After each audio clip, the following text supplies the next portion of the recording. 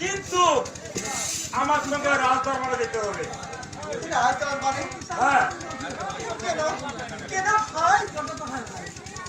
তুই যা কিছু জানিস তাই বলবে। তারপর মহারাজের আচ্ছা বলো, জানতে পারি? আমি তোমাকে বলেছি চুরি করে নেই। তাহলে কি জানিস তুই ভালো করে বল।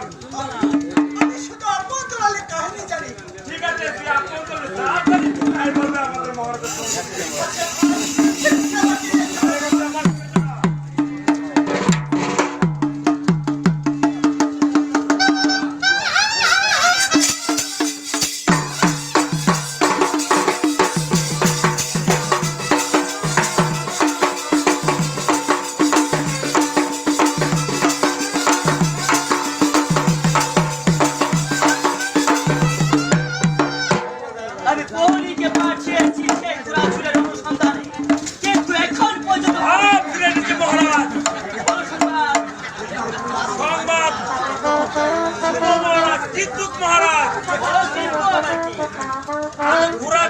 ধরতে গিয়ে না আমি অসুস্থ বড় একজনকে ধরে এনেছি।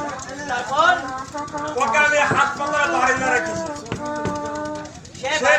সেটাকে আপনার কাহিনী জানা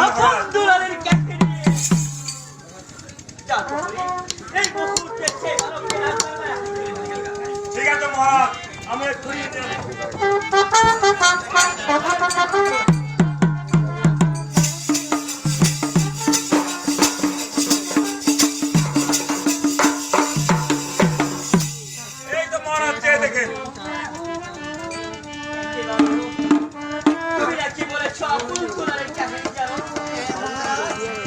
এই মুহূর্তে বিলম্ব না করে আপন দুলারের কাহিনী শুনে আমার চাপিত প্রাণকে নিশ্চিত আমার আপন দুলারের কাহিনী শুনতে হলে 7 দেশে 7টি রাজা রাখবে। এই সোনাপুর রাজ দরবারে উপস্থিত থাকতে হবে।